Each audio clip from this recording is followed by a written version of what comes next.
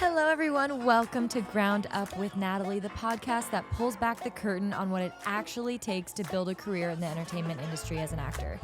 I sit down with actors, directors, and casting directors to talk about the real, unfiltered journey, the highs, the lows, and everything in between.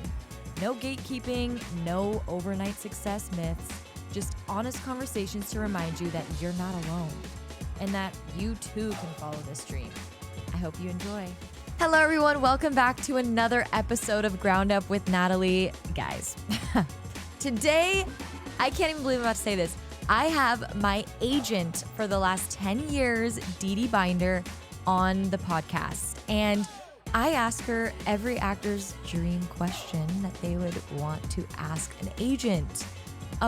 There's really no, intro that I'm going to give here. Just know that by the end of this episode, and by the end, I mean, please listen to the last minute. I know I'm a huge podcast listener, so I understand that, you get 40 minutes in and you're just like, okay, I'll listen to this later or whatever. That's fine. But definitely listen to it later, because at minute, I don't know how long this just ran, but at minute 75 or whatever is when we get into some of the juiciest stuff.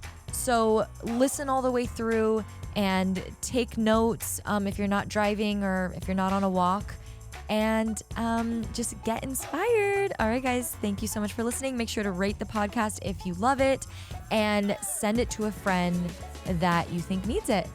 Love ya.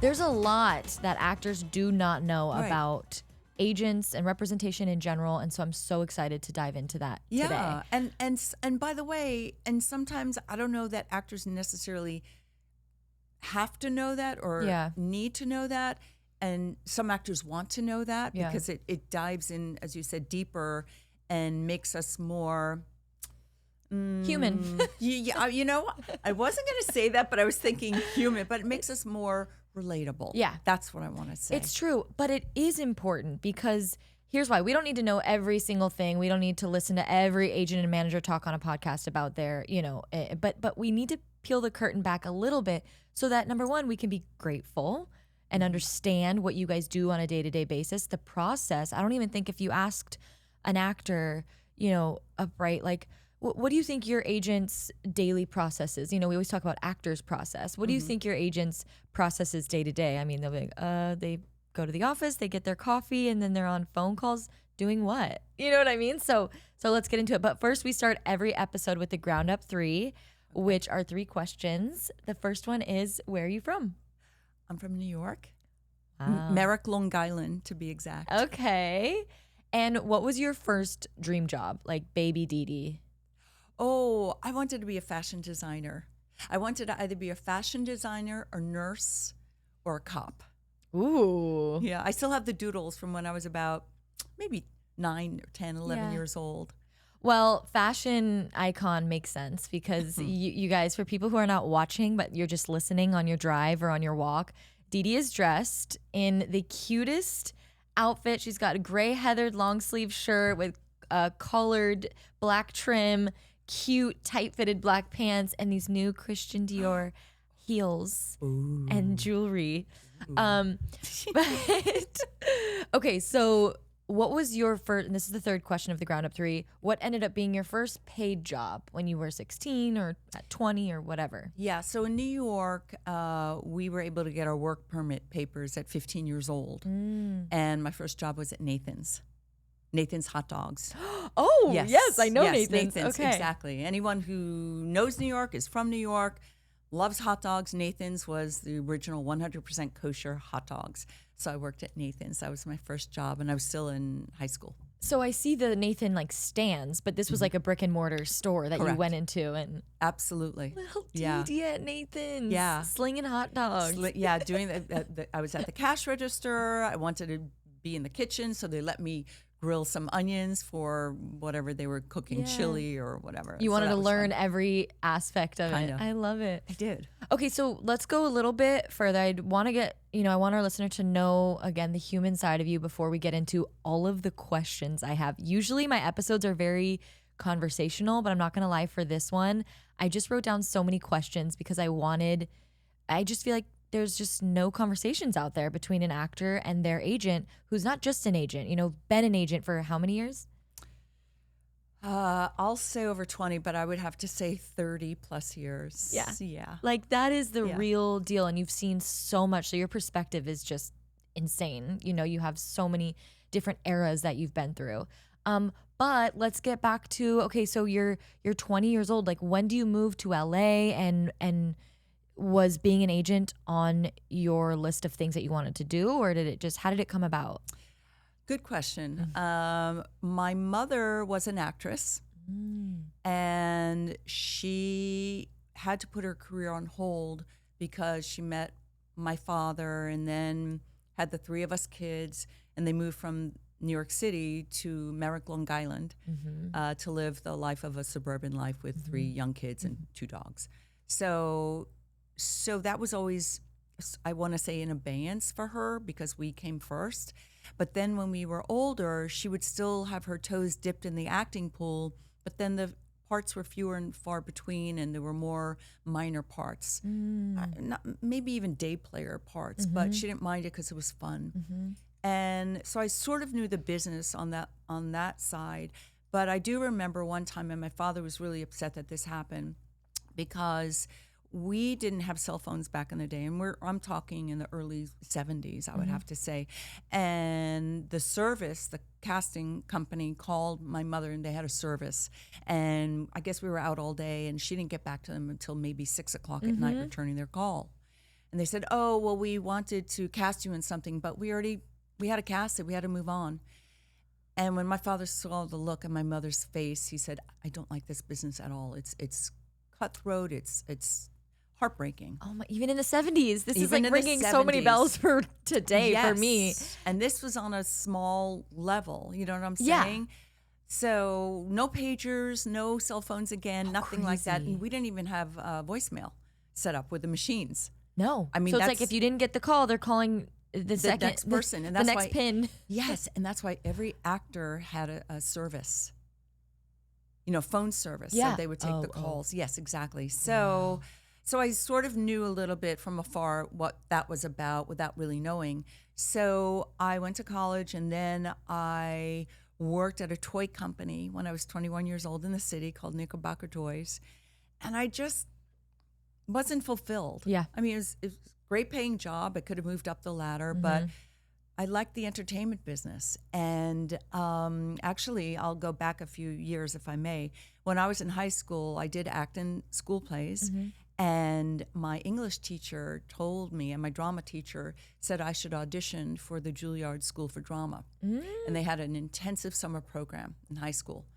And I didn't know what it was. I've heard of Juilliard, of course, but it was about 4,800 kids across the country auditioned to get into one of 32 slots.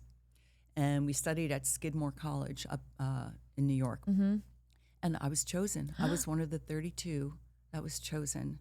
I did a soliloquy of Mice and Men, and then from Shakespeare's As You Like It. And then when I did As You Like It, all of a sudden I had this booming voice, and I was Rosalind, and all of a sudden, and it just came out of me. And I was chosen, and I spent an entire summer with the actual Juilliard teachers. It was unbelievable. Yeah. I know what it's like, Natalie, to be an orange juice machine. Yeah. I'm telling you, dude, it was insane. Is that what they did? Like that? Oh, yeah. You have to morph into anything they tell you. And you had to do something funny without using any objects. So I pretended I had a watch. Not too dissimilar from this one. No, I pretended I had a watch on my hand. And what I did, I had nothing. And I pretended to swallow it. And then I went like this. And that sealed the deal. Oh my God. You remember. Awesome. You're like 100%, because you heard the roar of the crowd, and that gives you such accolades, and that gives you such a feeling that you've accomplished something that's worthy, in acting or whatever. But then I went to college, and then you didn't go to Juilliard? No, they asked me to attend, but my parents, I already got accepted to school. My parents already paid for it. Yeah. It was 10 days away from driving up to upstate New York. I couldn't. Yeah. And then I realized that if I really wanted it, if I really was breathing, sleeping, and eating it, then there would have been not a chance that I would have said no. Right. Not a chance. Right. So I'd gone on to college, and then I did some plays, and then there were kids there my age and even older that really didn't know much about the business, but they loved acting.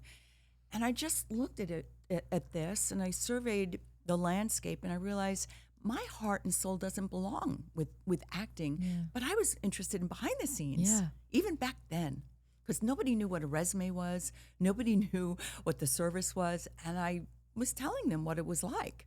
So isn't that interesting, the natural things that come out of us, and we're like, oh, I like, some people probably had your same experience, but they liked teaching acting. Yes. You know, and yours was more on the business side. You're like, oh, I like this thing where I'm helping people get their, you know, get their shit together, their resume, their reel, their whatever. Right, and not even knowing, exactly, not even knowing that at the time, and not even knowing what that meant. It's natural.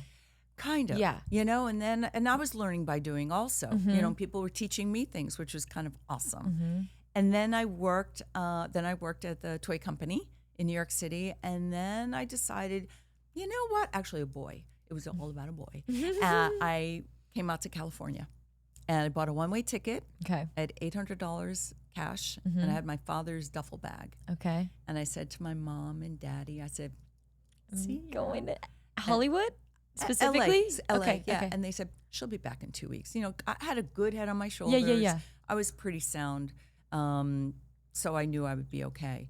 And I got a job 6 days later, and it was in advertising, selling TV time as an assistant. But I always wanted to break into the business, and I didn't know how. I didn't know anybody. Of course. Whatever I needed to do. And I actually got a break because the woman who helped me get a job, she went into real estate, and she cold called all these offices in Century City, and one was a talent agency, a boutique talent agency, called the Artist Group. Okay. And she walked in, and the receptionist said, "I'm just subbing for a receptionist. She just quit. I need somebody new. You're going to have to bear with me." And Eileen said, "I know who would love this opportunity." So I had to audition for them. I had to interview with them, pardon me. And I did. And again, we didn't have cell phones, and we just had the machine at home. I left, and they called me. I answered the phone at 5 o'clock. They said, "We shouldn't have let you left because we're offering you the job." My gosh. I went, "Oh my God, that's great. Can you start tomorrow?" "No, I have a job and I have to get 2 weeks." "No, that's not going to work." well, how about 1 week?" Yeah. "All right, we'll wait for you." I said, "Great." And then I said, "How much does it pay?" Yeah. Because I was so afraid to ask. $225 a week. Oh my now, God. at that time, I was making $450 a week. What? And Half? I already said, "I'm taking the job." Right. I called my parents. I said, I got in the business. I got my door in the, and then of course my father said, "Well, how much does it pay?" I went, "No, $225 a week." And you could hear the phone drop. Look, I was 24 years old. Yeah. I was the only one out here. You know, everyone still lived in New York.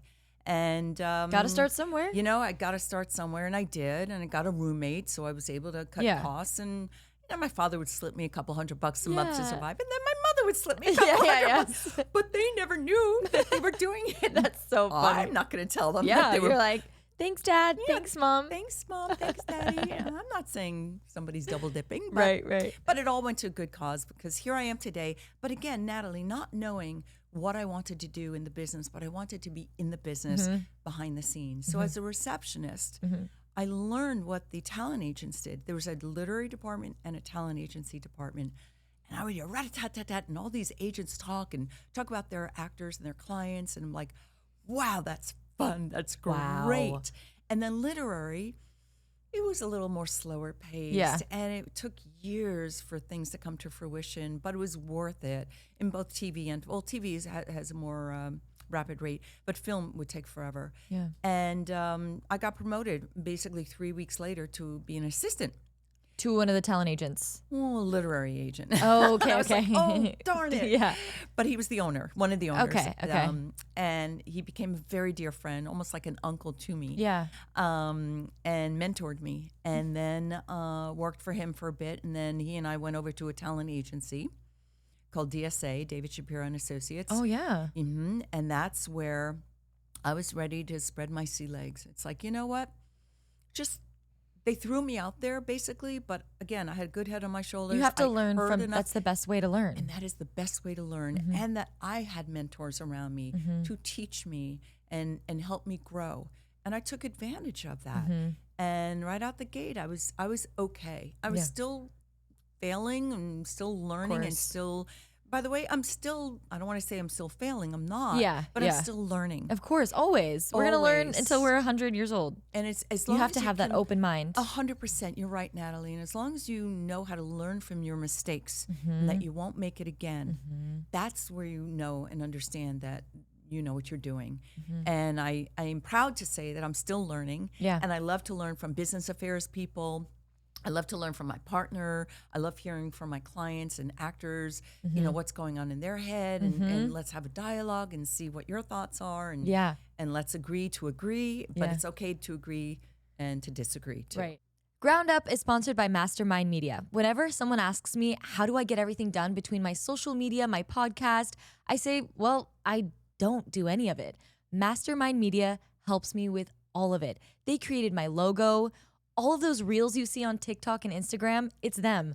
My podcast, editing, all the graphics on YouTube, it's Mastermind Media. So in this digital age, I find that more and more people are needing a company like this who handles everything start to finish.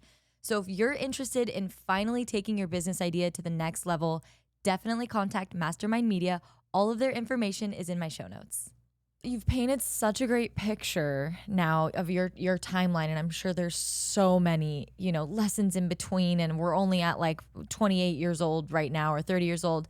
But now for the last decade, you are the CEO of your own business, of an agency, a talent agency. 21 years. The last 21 years. That's right. Yes. The last 21 years. Defining artists. You've been the CEO of your own talent agency. So from walking in the doors, being like, yeah, can I get this job for $200 a week, to now owning your own. That's amazing. So congratulations. I did have an amazing partner back then when we formulated Defining Artists, and I have an amazing partner now. Yeah. My partner originally was Kim Dorr, and I was partners with her for 13 years. Okay. And we grew our company exponentially, and it was amazing. And then she retired. She became a full-time priest. Oh, wow. At Bel Air Presbyterian. I went, can I curse? Yes. I said, oh, you bitch. I said, so now God is your only client? Literally. And she's having the time of her life. And now I have an amazing partner for the last 9 years, Gwen Pepper. Yes. So we love Gwen. We love Gwen. And I'm better when I have a partner, and I'm the first one to admit that. I mean, I was fine. I was doing it for almost 2 years on my own. But it's always, for me, I love having a partner and having ideas to bounce off of, and having a sounding board and work together to... They say that's better for any company, even a tech company. You know, some of these, I learned that from like all the entrepreneur podcasts that I listened to, that Y Combinator, do you know what that is? In college, it's like a thing that people apply to get funding for their business, to get seed money. And investors will not invest unless you are a two people own the business. And they say the reasoning is because of exactly what you just said. Someone needs to be able to pull you off the ledge when you want to jump, because it's so hard to be an entrepreneur. And you need someone to bounce ideas off. You need someone to be like, no, that's terrible. We need to get a third, we need someone to come in the middle then and shake one of us, whatever. So that makes sense that you always love having a 100%. You put it so succinctly, and thank you for explaining that.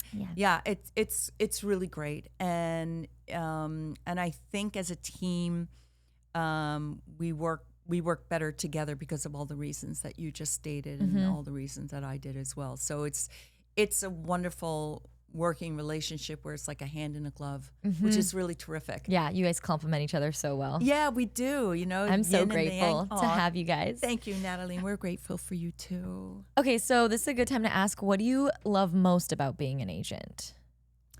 Negotiating. I love that. That's such a cool answer, because that is in your blood. You love that. So why do you love negotiating so much? And also talk about how maybe an actor doesn't know that our agents are the one that negotiate our contracts. True story. Yeah. So when people ask about the difference, well, we'll get to it. So go ahead. Okay. Why do you love negotiating? And tell us, maybe the process behind an agent negotiating. Sure.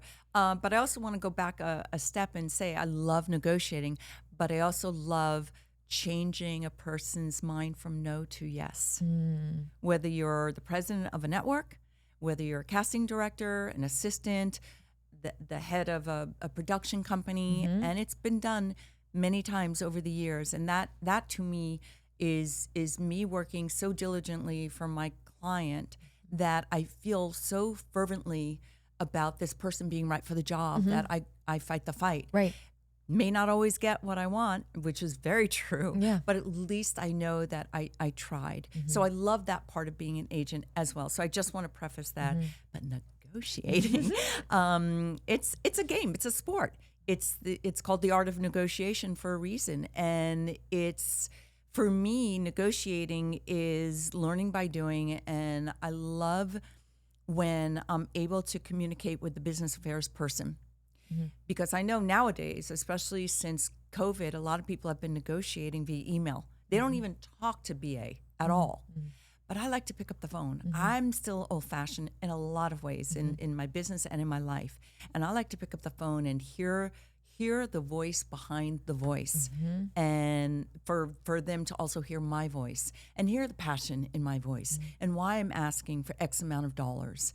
And just go through the machinations of what that means to my client, to me, to our company, but more importantly, just protecting our client as best as possible, because that's what it's all about. If you're going to be on celluloid for the next 5, 6, 7 years, we want to protect you the best way possible.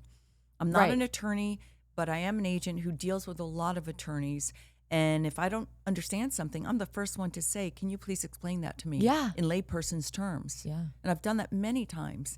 And that's how you learn. And then for the next time, Exactly right. And that's how you learn, by doing. Well, I do think that this makes the difference between a good agent and a great agent. Someone who picks up the phone on all fronts. So you have the negotiating way, which is like, okay, this is a big deal. I'm negotiating for 6 years. Like, may I hear your voice, please? Yes. But also picking up the phone in other ways too, like getting us an audition. So I would love to know, how does an agent get their client an audition? There are a myriad of ways. The first thing that we do is we submit via breakdown services. Okay, so that's where the casting office gets to see the actor for a role that we're submitting them for. That's step number one. So they have that in front of them. Okay. Step number 2 is calling them. Okay. Picking up the phone. You know, we represent Natalie Linez. She's perfect for this new series, the new Dick Wolf series. I'm just using that as an example because Natalie is now starring in CIA, the new CBS series created by Dick Wolf. Anyway, that's just one example. But picking up the phone and communicating, and these are people whom we've known for years and years.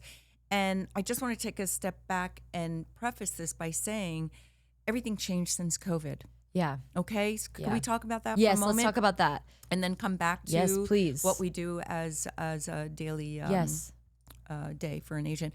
So when COVID hit, everything changed. The whole world changed, and our business changed completely. Folks went out of business.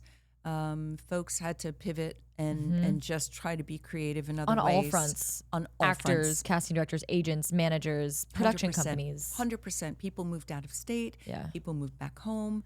People took on other jobs. They worked remotely in different businesses.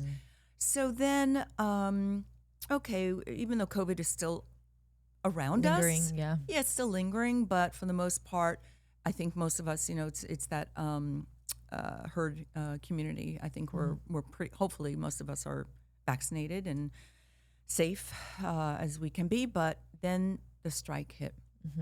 Both strikes, the writer's strike and then the actor's strike. Just when we thought we were getting our bootstraps back up and we're going through the trenches, then this happens. And the fires. Yeah, no, seriously. Los Angeles and our community and our business has really suffered a lot. And you and I both know, and a lot of people out there know people who've suffered by losing their houses and homes and lives.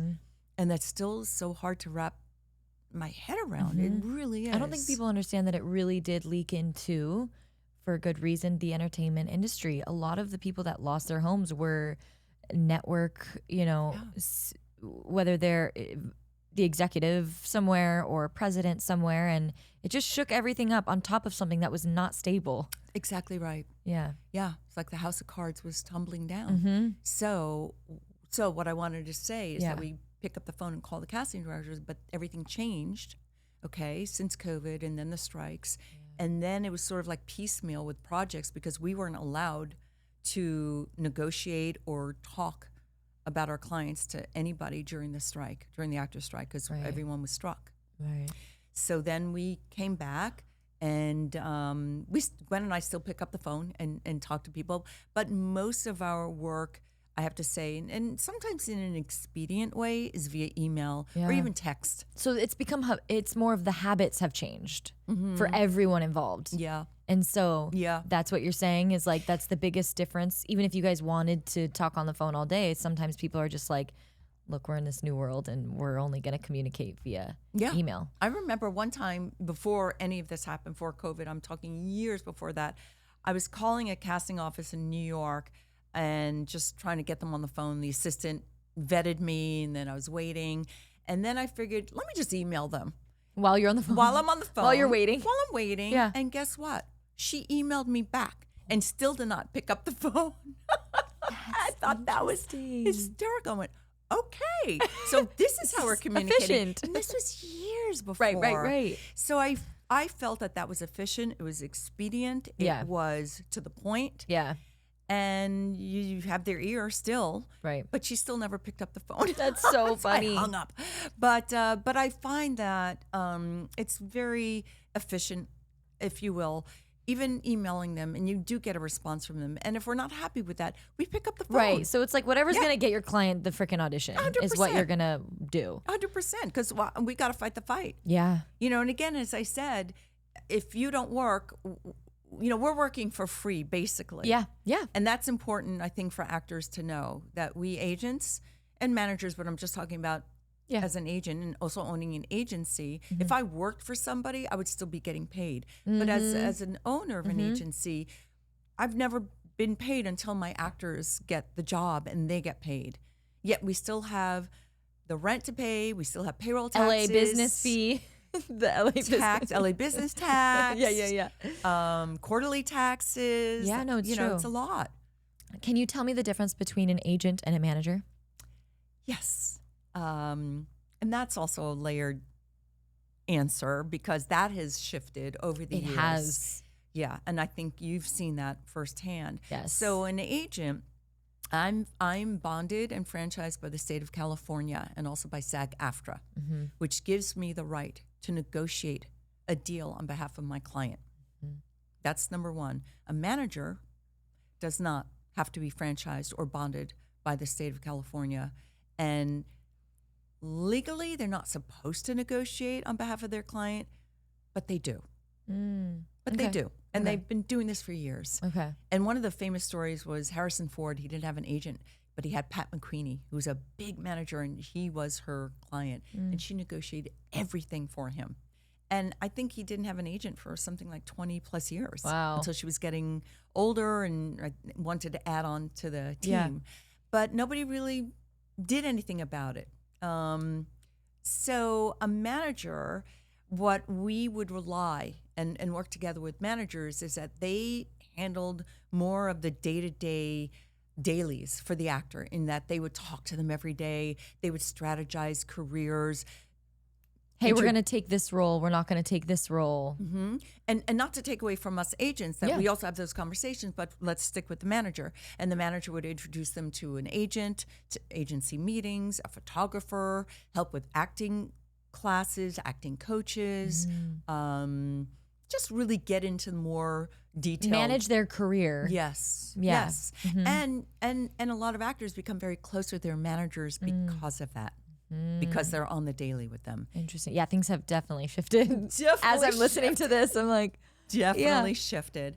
And now we agents, and I'm going to be specific because a lot of a lot of our clients and a lot of people call Gwen and I magents. Yeah. Because we are agents / managers. Yes. Because we too are on the daily, and I'm not a texter necessarily so much, because I feel for me it gets bogged down, or if I miss it, it gets lost. Yeah. And my mode of communication is phone call or an email, just so I have it in front of me, and I can keep it as a tickler in my calendar, so I need to return that email or phone call. And that's why, and Gwen is a big texter, but I'm finding myself sort of capitulating a bit with the texting. Yeah. Especially if it's something important, like I'm negotiating, or I'll say, stay close to me. Right. You know, you may have to get on a plane at 10 o'clock tonight for the red eye to New York. So an agent historically is known for procuring auditions and appointments and meetings and offers for their client. Okay. And not talking to the client every single day, because it takes away our time from selling you and selling our other clients, because we as an agency have more clients than managers do. Okay. Now that has also shifted. Yeah. Because there are a lot of management companies that has hundreds of clients. So what's the current state, 2025, agents and managers? I mean, I can answer in my words. I'm curious if this is correct, what I tell people, because it's a common question from actors. They're like, do I get an agent or manager first? What's the difference between an agent and manager? So here's what I say. Tell me if I'm wrong or what you think. I say it doesn't matter which one you get first. And I say an agent legally can handle money. A manager cannot. Back in the day, a manager would manage your career, but now they also get you auditions. And it's pretty much just like having two people with different relationships getting you auditions. And yeah. Well said. Maybe you should be agent for a day. Is that you pretty much know the business? What it is? Yeah, pretty much. You I just would do say the same thing. And then do you think it matters if you get one first, manager or agent? No, but my answer would have been different a decade ago, I would say, because it was more difficult to get an agent for whatever reason. It really was. And now that we see a lot more managers in the fray, and a lot of managers were former agents. Oh, okay. A lot. Because maybe the company's folded, or maybe they were downsizing and they just changed direction in their career. Now, I was an agent I was at DSA for 14 years. I was head of the theatrical department and VP of the company. And I just wanted to do something a little different, but just still stay as an agent. And other companies were, I don't want to say wooing me, but they were wooing me, like Gersh and APA and those kind of companies. And I sat down and took meetings with them, and I thought, I don't know about this environment, because it's a lot bigger, it's more corporate. Yeah. If I was away for a day, would they be poaching my own client, which happens at those larger agencies? And then they get the feather in their cap, and then they get the check mark in their column, so they get more of a bonus at the end of the year. So it was like dog eat dog kind of world. Interesting. And it wasn't for me. Yeah, it really wasn't. And working for David Shapira, it was more of I don't want to say boutique? family environment. Yeah, boutique. Yeah. Exactly right. And I think I was a bigger fish in a smaller pond. Which is okay. And then I went to management. So a management company approached me. And they were a production company and a management company. And it was a fledgling management company. So I went over there to head it up. And it was great. I did that for 2.5 years. And then as a manager, I got to sit with my clients in these agency meetings. And I thought, boy, these agents don't know what they're doing. Oh my God.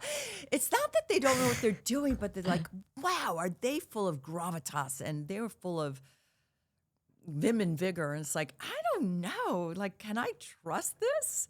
So then you were like, I'm being very honest, by the way. Yeah, no, I love it. So then you were like, I need to go start my own. It made you be like, I don't want clients to be treated like this. So I'm or not treated like this, but I just want to start my own agency. Is that when you started defining after the management? It's interesting because I found that, so what made me lean back towards agenting is that I had a couple of clients with different agencies. I'm not going to name them. It doesn't matter. And this was 20 plus years ago, is that I love negotiating, as I told you. Oh, yeah. And you weren't doing that. Yes, I was not, because I know it's like to be an agent and to work with a manager. I never stepped on anybody's toes. I was always respectful. I always felt I did the right thing, and I did.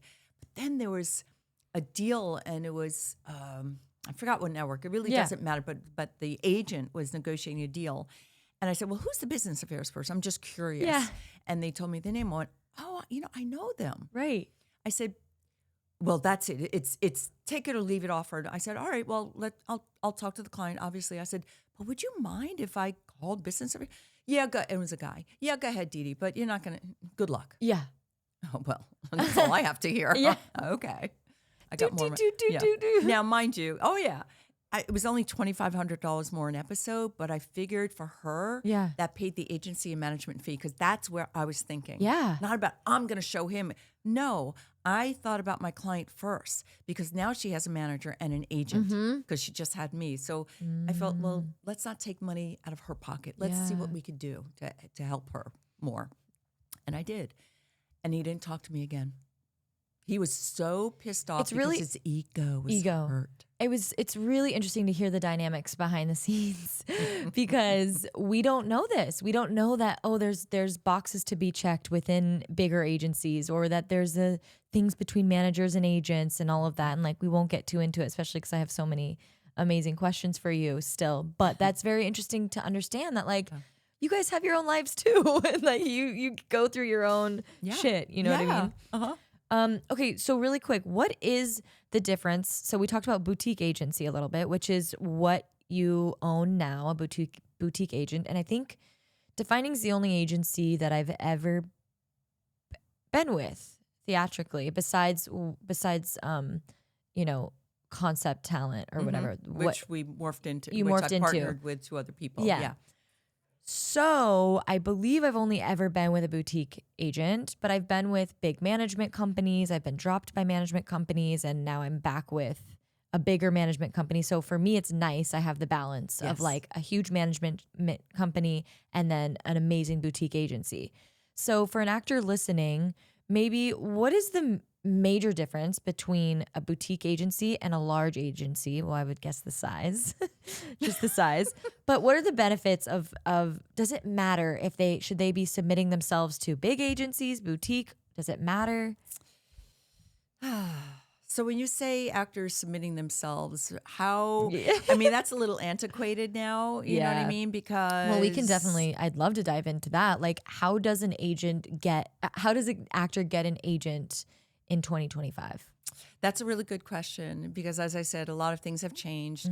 But even back in the day, and I say back in the day, in the olden days, when I was an agent, we still did not. The agencies that I worked at and only have this one, but we did not accept unsolicited materials. Yet actors would still send their picture and resume. They would call. They would say that they were referred by a casting director. We caught a few actors in fibs saying that they were referred by so-and-so casting director. Don't lie at the least. Because, it will come back to bite you in the butt. Yeah. And I happen to be really good friends with this casting director. So I just wanted to find out what they thought of this actor. I don't know who that is. No. It's like, you know what? That's annoying. That's messed up. Yeah. It is messed up. You're wasting my time. Yeah, but it's not serving you, the actor. Yeah. It really isn't. Yeah. So just stay true to yourself. And I think in this day and age, it's different because back then it used to be workshops, it used to be theaters, theater productions. And yes, we would go to those small theaters because this is not a theater town. It's a TV town. It is a TV town. It is. Right where I belonged in the beginning. I knew I wanted to do TV early on. Smart woman you are. I mean, if this is where it's at, this is where it's at. Yeah. And you just try to make the most of it. So for an actor wanting to set out to get an agent or a manager, I mean, it's sometimes word of mouth from another actor friend, if you will. Sometimes that works, sometimes it doesn't. It's if I used to see you in a film and it was one scene, I would go after you. Yeah. I mean, I love discovering talent like that. Yeah. I would love to go to workshops, and they were not paid workshops. These were like workshops by schools or by drama schools that were put on. And I signed a few people from there and did well with them. And they left me and went to CAA, but that's the, nuts and bolts of our business. Of course, story of our lives. Yeah. But I don't know. I'm going to answer your question by saying it's a good question. Yeah. I really don't know what the best mode of transportation is to get to an agent's door or manager's door except recommendation. Yeah. So, expand on if you were, I know Gwen likes to do this too, your business partner, my other agent. Yes, the best. Yes. Is that, she does like to discover people, like you're saying, from seeing them in something. So expand on that a little bit. Is that like a feature that you see or like an independent, or are you going to maybe a Sundance? I don't know. Like, is there anything in that realm do you still do that where you see someone's talent and you're like, it's hard. It's so hard, saturated these days. And I think that's really what it is too. It became more difficult because everyone wants to no theater anymore because I went to Sundance and sure there's a lot of great raw talent to be discovered and everyone's clamoring on them. And that's really tough. And I can't compete with William Morris and Dever and CAA and Gersh and ICM. But what's the benefit of being with a boutique agent? If someone's listening to this and they are actually they just did a huge Sundance film and WME is clamoring at them, but then there's Defining, who also they have 2 emails in their inbox. Why pick a boutique agency? Because we will give you the attention and respect, and we will know your talents inside and out. We will know your strengths and your weaknesses. We won't throw you like you're spaghetti on a wall. And I think that's really important for actors to know because it's sexy and exciting to be at CAA or a big agency like that. But you're just a name on their list. And if you don't make it, you're the flavor of the month. And all of a sudden, 31 flavors then drops down to 40 to 50. We've seen it happen over and over and over again. And we have signed a lot of our clients from the big agencies. Right, who come over because they're smart. A lot. I can't tell you how many times I've had conversations with young actors, young Hollywood, meaning, 20s, 30s, and they're like, they just love saying that they're signed with like CAA. And I'm like, but Natalie, how do you keep booking these recurrings or whatever? And I'm like, when's the last time you've auditioned? Like you have to audition 20 times to book one role, more probably, but let's just say it's 20 times per role. So your agent needs to be getting you 20 auditions. And they're like, well, I don't really talk to mine, or, I'm kind of scared or nervous to talk to them. And it's like, you're throwing your own precious years away then. I would run and go get someone that is going to believe in you and, pick up the phone like we were talking about earlier. Yeah, it's a partnership. It's a 50-50 partnership. And you're the CEO. Okay, you're driving the ship. We're steering it and we're advising you. We're giving you pros and we're giving you cons. We are your guidance counselor. We're your therapist. We're your agents. We're your magents. But we really dive in deep to know who you are as an actor. And then the icing on the cake is knowing who you are as a person. Yes. Okay, let's get into this. So there's an episode of my course that is dedicated to, it's called Discovering Your Special Sauce. And every episode has 4 scenes within it. So there's 4 scenes within it. And scene 1 is about throwing everything away that you've heard about yourself and discovering it with fresh eyes. Who are you? Who do you want to play? Who don't you want to play? What's your dream role? What's this? And then the next one is called like, okay, now let's put yourself in a box, even though that has a negative connotation toward it. But instead of having 100 types, let's narrow it down to 8, and then understanding where you do fit realistically, talking to friends and family, being like, what is your perception of me? Blah, blah, blah. So my question to you is, how important is it for, let's say one of these actors, you end up having a meeting with because you find their materials interesting, whatever way, whether it was one of your clients who brought them to you, a casting director, whatever. How important is it that they understand who they are as a person and as an actor? Muy importante. And Tanner, that's the extent of my Spanish. Bueno, you're supposed to say. Gracias. I think that's a beautiful and excellent question. And I used to talk to a lot of parents across the country because schools would fly me in and look at their roster of kids and have them audition. And then they would have a parent Q&A, and they would ask me about the business and kids and also young adults. And one of the first things I would say, not necessarily to the young kids, but to the young adults, know what kind of, and you took the words right out of my mouth, know what kind of an actor you are. Because if you're going to walk into that room and not know what kind of an actor you are, then they're not going to know what kind of an actor you are. And how are you? It's like also another thing is... It's more work for you guys to do too. Yes, but it also, well, yes, it is, but it also is more important for you guys to know who you are as a person, who you are as an actor. Are you a character actor? Are you a leading actor? Are you a funny actor? Are you a dramatic actor? Are you both? Are you a chameleon where you can do both? And there are a lot of actors who can. But know your strengths and know your weaknesses and really dive into that and really know who you are. If you know yourself as a person, then you're going to know what kind of an actor you are. Exactly. And I don't know if it's necessarily the other way around, because it all stems from your foundation as a human being. Yes. And once you know who you are, then you're able to easily translate who you are as an actor. And I, years ago, really cute little, not cute little story, but a story I want to share with you. I, a really good friend who's a casting director, I said, I want to be in the room. I want to know what it's like when actors come in and audition for you. She said, okay. She said, but I'll do the camera, but you have to read with them. I said, great. Perfect. I wore overalls. I wore a baseball cap. Not that anyone would recognize me, but this was years and years and years ago. And sure enough, I read with him. She had probably about 45 to 50 actors come in for one role. Yeah. Actors from all the big agencies, all the smaller agencies. And a lot of actors would walk in and they'll say to her, who shall remain nameless, which picture do you want? And she would say, well, why don't you tell me? This is your picture. Yeah. So that was ding number one. Yeah. So you're walking in not having the confidence to know who you are as an actor. What is your calling card? That's why pictures are really, really important. Even on screen. Now we don't have the physical copies except, when the networks test people, but they don't do that anymore. Yeah. But it's good to know who you are and what's emanating from that picture.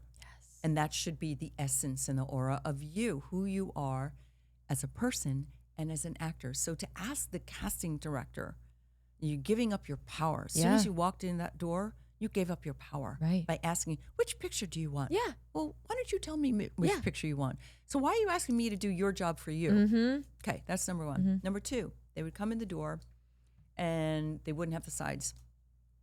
And I think it's really important to always have sides in your hand because 100%. So many things are going on in your head. You may be nervous. You're distracted because of voices outside or something in the room. Something goes like that. Always have sides. And then they would say, oh, well, my agent didn't give me the sides. Okay.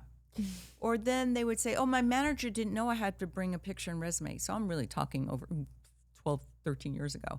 I'd hear that excuse. Yeah. Oh, I didn't know the sides changed. Nobody told me. Yeah. I mean, they would not want an actor, and not to negate actors, but it just is really interesting.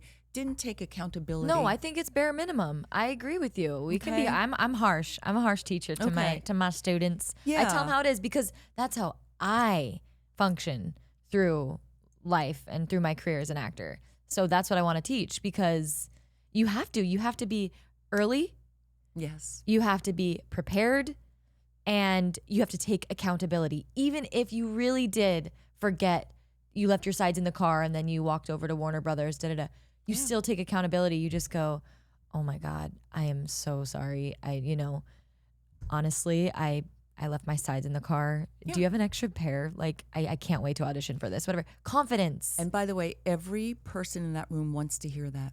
And they'll cheer for you because of that. Yeah.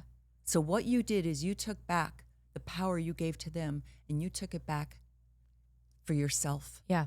And you're just being transparent. And again, just relating as a human being. Also, there's so much pressures when you do end up booking a job and get on set, right? So the part of what the casting director is looking for is, can this person, are they confident enough to handle going and filming for 14 hours with, maybe an A-list actor? Or it's so much more than just can you memorize these lines and like say them? Yeah. Yeah, and on the heels of that is know who you are. So so as a human being, as a person. So when Gwen and I take a meeting, and some are with well-known people and some are not well-known, but we still want to know who they are as a person, because that also lets me know who they are as a person. But I'm interested to know their background, where they came from, what their likes are, what keeps them busy, hobbies outside of acting, what makes them a full... Exactly. Yes. You know, what's exciting to you these days? What are you working on that's exciting? Well, I'm creating my own podcast. I have a group every Monday we meet and we put on scenes together and we lay it on tape. And I'm a boxer. I do boxing 3 times a week. Yes. So that's really interesting to know. That's going back to what I said, knowing an actor, knowing their talents, but also knowing them as a person. And that, I think, helps me and Gwen know how to best sell you and market you as an actor, because we can get passionate as we speak about you, because we do know what makes you tick, and to make you different and interesting, and that's what will separate you from the best. So also, to finish answering your question about a boutique versus a big agency, is we know how to separate you from the rest, because we give you that time, we give you that attention, we pick up the phone, we talk to our community in casting.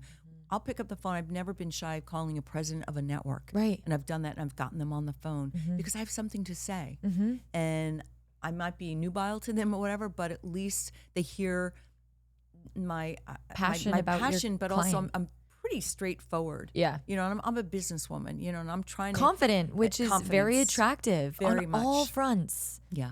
On all fronts. I bet you if you did that, someone would be like, yeah, they can audition. Like, and you're like, geez, thank you. Like, finally someone that, but I think, you know, I get so many questions. How do I get started in acting? And it's like, they want me to tell them how to get an agent or a manager. And I'm like, confidence building and understanding your type as an actor, but deeply, not just like, oh yeah, like Euphoria. It's like everyone wants to be on Euphoria. It's like, oh, I can see myself as the lead in White Lotus. Yeah. Okay. Yeah. Same. Yeah. Like, but let's get specific and strategic about where we can start. Are you you know, do you want to do, like, I think for me in the beginning, it was very obvious with the CW, you know, young adult shows and, you know, and then I went into like, okay, I actually really like network procedural stuff, which is like rare. Not everyone is like that, you know, so it's specific.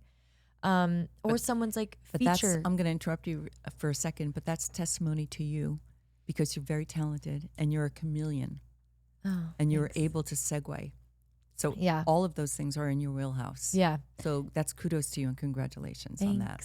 But I always like knew, you know, that was it, versus I'm not really a film. I don't do a lot of indie features, whereas you might have an actor who's like, they're booking and leading a bunch of indie features. You know, I never went down that route for whatever reason. So it's just because you guys, between our conversations weekly and stuff, probably were like, okay, I'm seeing like, you know, 911 world or the Dick Wolf world or whatever. And you start manifesting that path. That's why it's so important to get so specific. Okay, so let's see what else. So cute now. So on this note of understanding actors, so when you're scrolling through breakdowns, that's what you mean by understanding your actor, because you're scrolling through, you see a breakdown come out, a character description, and you're like, oh my God, that is so, you know, Nat. Yeah. That's so Nat. And that's why it's so important to have that initial meeting and like understand who they are. Yeah. Otherwise, you're going to be scrolling through a bunch of character descriptions, and then it's like that actor that your client's not going to like come to the forefront of your mind. How important do you think it is for your clients? I know you guys specifically are so close with all your clients, so maybe this question, I don't know, but a lot of actors are scared to, you know, hop on the phone with their agent or grab a coffee with their agent. What would your advice be to them? Well, if that's how you feel, then maybe you should get another agent. Touche. Okay? Yeah. I mean, going back to what you said about this young actor or these young actors, they're so excited because they're represented by CAA. Yeah. But they're afraid to pick up the phone because maybe they think they're going to drop them because they're asking too much of their agent. But again, I'm going to go back to it's a 50-50 relationship.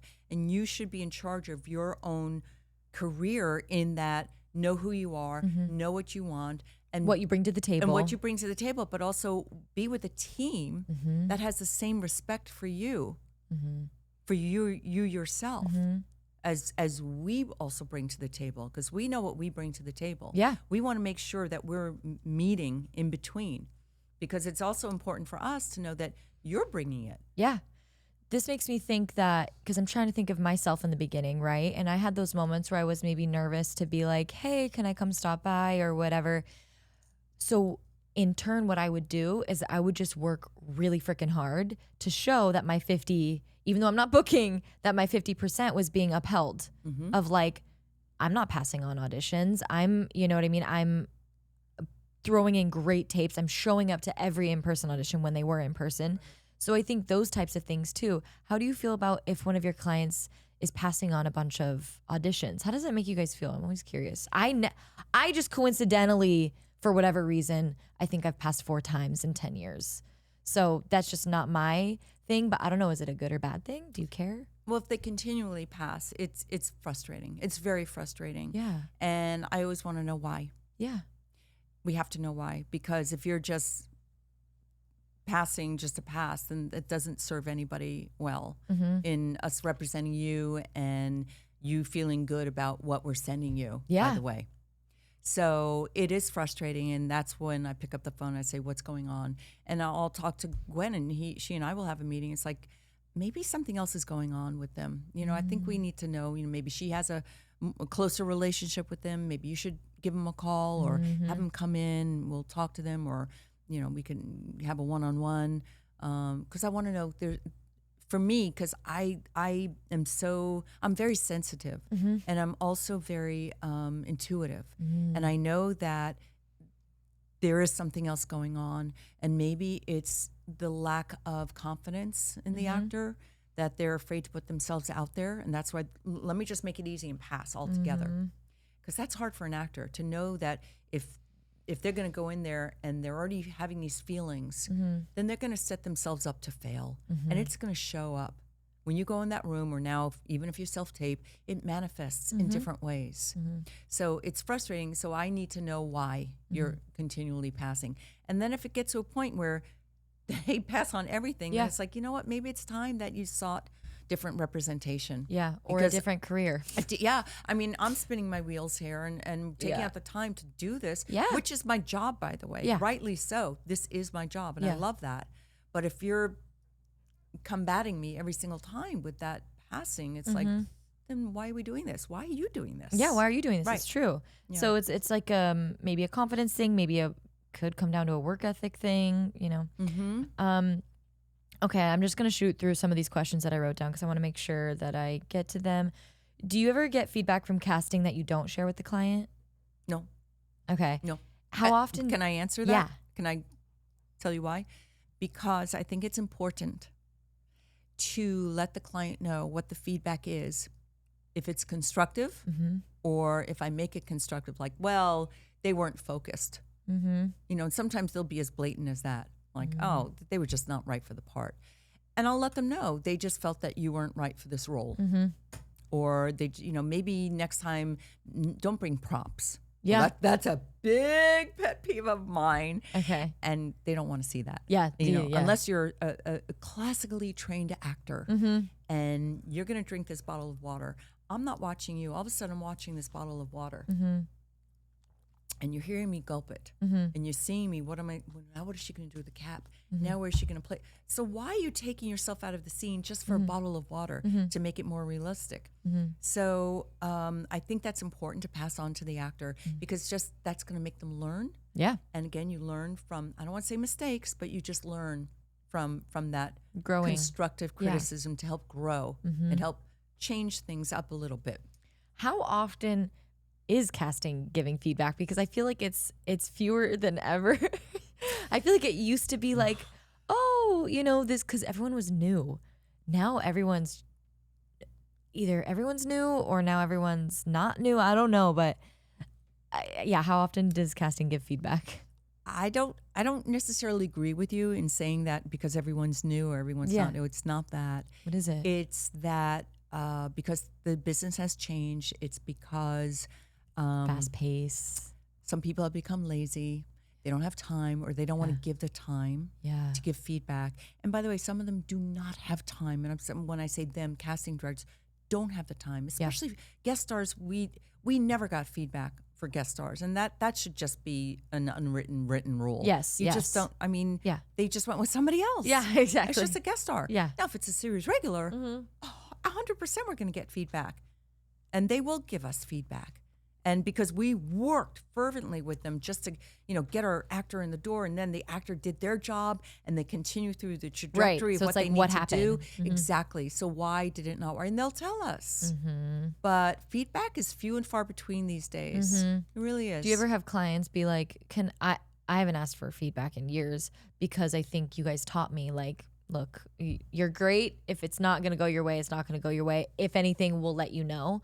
But what would your advice? Boy, that sounds cold, doesn't it? But I'm fine with it. I'm like, it's true. It's the truth. Like, I'm doing my best. So I'm either going to book it or not. Yeah. But I do have sometimes actors that ask me, like, I asked my agent to get feedback and they didn't, and I'm just annoyed. And so what would you say to an actor who wants to get feedback? I'll find out. Yeah. And what I would do, I'm always a woman of my word. I'll ask. And sometimes they'll give it to me, and sometimes they won't. And if they do, you'll pass it along, and if not, and then I'll tell my client, I tried to get feedback, but they've already moved on. Yeah. And that's really the thing to say. Yeah. Because that's exactly probably what happened. I do want to ask you about submission emails because it is something that actors are still doing, and some agencies do still respond to them. So what does a perfect submission email look like to you? Wow, I haven't seen one of those in a long time, but I would say if you're going to send, not to our agency, but if you're going to send an email as a cover letter, keep it short, keep it sweet. Not a cover letter, the body of the email. Pardon me, the body of the email. Yes, because people will write cover letters. Oh, my Lord. I'm like, don't do it. Okay, so old school. I apologize. In the body of the email. The pitch, yes. The pitch. It should be a three-liner, basically. That's what I tell them. Yeah, it really should. Just get right to the point. If you just came off of something, or if you just came from New York, if you just graduated from college, or you just got your master's in theater arts, or if you just graduated from an acting school, you're just finished a scene in a film or an indie with one of our clients. Do you care about a random short that they shot 2 weeks ago? Do I care about that?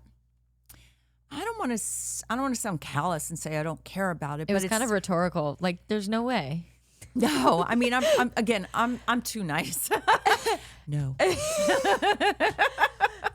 We just don't have time. And yeah, this is not, I mean, hello, I'm pro actor. I do this podcast for free. Well, I pay for it. So it's whatever the opposite of free is. And I'm doing this for free. And you're doing this for free. So we love actors. I'm an actor.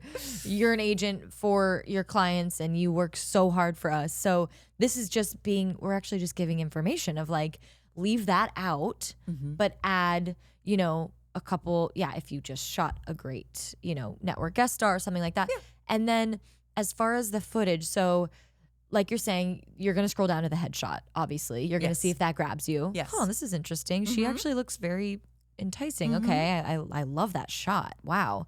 And then you'll click on the link to the footage, right?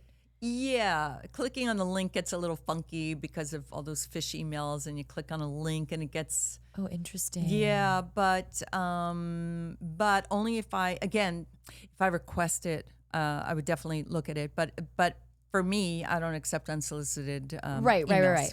So, but if you were to watch someone's reel, let's say I sent someone's reel, I'm like, hey, look at this actor. Yes. And again, be blunt, like, what are you watching and you're just like, no, this is not it. Is it low production quality? Is it a self-tape? What is your pet peeve with reels? Okay, with reels, forget about the low production quality because it is what it is. Yeah. And you're doing a low budget movie. I like to look through all of that and past that and look for the talent. And what I look for is how the actor interacts with another actor. How comfortable are they in front of the camera? How do they look in front of the camera? Can they handle being with a scene partner and by themselves also without losing continuity of their character? I like to see different kinds of scenes from different kinds of projects. Self-tape for me doesn't work at all. I'm not interested in that, quite frankly. If I were to look at someone's tape, that does nothing for me. Yeah. Okay. I look at self-tapes of our own clients. I'm not going to now have to look and judge and give you feedback or whatever. It doesn't work. It's also really hard if you don't know the project, because then you're just watching a random. You don't know the context of it. You don't know the context. That's so true. But back in the day, it was easier when actors used to send pictures and resumes in the mail. I know. I mean, it was just really interesting. And by the way, a lot of them would go in the garbage can because we had to sift through a lot. Yeah. And, you may get one needle in the haystack. Right. Oh, right. And I did. Actually, I did. Yes. This is about just the beginning of Defining Artists. So this was probably 20 years ago. There's a young actor, I'll tell you his name in a second, and his picture and resume came in the mail. And we're looking at it, and I thought, what an interesting, odd look. Okay. Wow, really interesting. Turned over to see his credits. Not a lot, but there's something about his eyes that are so haunting. I don't know why I was so attracted to that. Yeah. But it's like, I think this kid might be something really interesting. Let's have him come in and read for us. Oh, yeah. That's what my former partner, Kim, and I did all the time. Yeah, no, I did that. That's how I got signed with people. Yes. And then what we would do is we would redirect them in the room to see if they could take redirection. Yes. We don't do that anymore. I just remembered. So this young actor walks in. You might have heard of him. His name is Rami Malek. Wow. I was just watching him last night. I signed him right then and there. We represented him for about 5 years. Wow. Took him from, it was a War from Home. Was it called War from Home? It's a Fox series with Michael Rappaport. Okay. Anyway, it started out, it started out as a 1-line, maybe 2-line co-star. The War at Home. The War at Home, not from at. Wrong preposition, War at Home. So we advised him, I said, take it. It'll give you a credit. Yeah. So he did, and all of a sudden, they loved him. They fell in love with him also. Yeah. And all of a sudden, he became a series regular, just like that. The kid next door, the weird kid next door. Then we put him in. By the way, he knew his type. He didn't come in going, I'm Leonardo DiCaprio. Nope. That's why it's so important. Not everyone can be brilliant. Now, Zendaya. When he got, and then it got the HBO series, and then that we put him in, and then everyone was all over him. And he was such a gentle, and still is. And when I see him, he said, Didi, if it weren't for you, you helped me start my career. If it weren't for you, type of thing. But he means it. And he's that much of a beautiful, beautiful person because he knows who he is and he knows what kind of actor he is. That so when we knew we were losing him because he had a manager, and I said, let's meet with him. And he came in and sat down and met with us. So we can try and save it, because that's what you do as an agent, even though everybody was on top of him. William Morris, CAA, all the big shots. And he gave us the respect of giving us a week. And we came up with, again, continue to come up with great things for him. He left and signed with William Morris Endeavor, but he called me and we had just our own personal phone call again. And I have such respect for this man. Such respect. And they still represent him, William Morris Endeavor. Wow. And they've done a brilliant job, but more importantly, he's done a brilliant job with his career, because talent always wins out. Yeah. And I am so proud of him, and I'm just so happy that we were the recipients of being the first physical submission. His first agents. Oh wow, my God, that is so cool. That physical submission. It's like all of a sudden, it's like you see the forest for the trees. Yeah. I know that's not a Jewish thing to say, but I said it. Don't forget my former partner was Christian. That's a lovely story. Well, you probably have so many of those just throughout the years and, you know, seeing people's auditions and I love it. Okay, well, that's you already said this when an actor gets a meeting with you, the best way to prepare is to know themselves, be confident and show up and dress. Okay, she's like, please put on a cute outfit. Oh my gosh, it doesn't even have to be cute per se, but don't walk in with flip flops, sandals. And guys would do that. It's true. You're not Brad Pitt, and until Brad Pitt was Brad Pitt. Yeah. But even though he was like that, but don't come in chewing gum. Oh, that's a big pet peeve of mine. Into a meeting. Yeah. Or just on your phone. Right. Or your phone would keep ringing. Yeah. It's like, yeah. And I would wait. Hello. I would wait. I wouldn't say anything. I would just wait. Or I'd say, do you need to get that? Yeah. Very politely but firmly. Yeah. But it's like, show up for the meeting if you're going to meet. Yeah. Show up like you want to be there and you want to meet with us. I feel like another reason for that is, you know how hard it is to, if they're starting on this trajectory of pursuing a career in TV and film as an actor, they're about to go through a lot of auditions and meetings and stuff. And so if you're seeing this in the beginning, it's also a telltale of like, I don't need to waste my time on this because you're going to be representing us 100%, because not only are we representing you, you're representing us. Yeah. And one question I used to ask a lot of actors is, what's your favorite TV show? What do you like to watch? Yes. You know, what do you have a kind of genre that interests you? I remember I set up an actor at one of the networks for a general meeting because the casting director told me, one of the casting people at the network, she asked him, what's one of your favorite TV shows? I don't watch TV. Okay, you're meeting with the This is what they ask you in general meetings. Oh my God. That's what they ask you. Yes. That is what they ask you. And if you're a freaking actor, yes, 100%. Know your business. Yes, that's why this is also in the course, because it's so true. It's part of it. And if they're walking into you and they're like, and again, specificity, right? If I walked into today, I'm like, hey, like I love Yellow Jackets. I know it's just like, I love that grungy HBO vibe, and I can just, I really see that, and and doesn't that entice you to be like, oh, that was specific, like yes. That's really cool. Okay. Also, your mind might go, I know that casting director.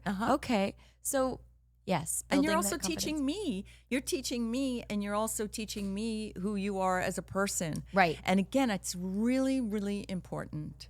Yeah. It really is to know yourself, as if from Hamlet, to thine own self be true. That's a truncated version of the whole verse, but to thine own self be true. Yeah. And it's not easy in this land of milk and honey, you know, and everyone's full of shit. Yeah. Not everyone, pardon me, but a lot of people are. Tanner's going. Oh, Tim. I mean, you know it. Yeah. But just stay true to yourself and just know who you are and stay the course. Yeah. If this is something you eat, breathe, and sleep, and this is all you care about, and this is what you want to do, then do it. And it will happen. And it will happen. Now, also surround yourself with other creative projects or other things that interest you. And now you can create your own Instagram profile and your own YouTube channel, your own whatever it may be. And by the way, speaking of Instagram, a lot of people are looking at Instagram. They're looking at your numbers. They're looking at your profile. They're looking at your page. People in the business. Yeah. Because that also lets us know who you are. Yeah. As a person. You know, if you're just going to sit there and pose sexy shots, right, whether you're a boy or a girl, man or a woman, it's like, okay, well, then what? Yeah. And it might be like, well, then that's the character type that you'll start being, pinned as. It's so true. Yeah. Dee Dee, thank you so much for your knowledge, and you're so generous with your time and your information. Again, it's priceless being able to talk to someone who's been in the industry for so many years and seeing so many sides of it. And like, this was just a blip of 75 minutes of like chatting, but I mean, we have to do part 2. And again, just thank you so much. Maybe I can interview you, Natalie. Oh, that'd be fun. Let's do it.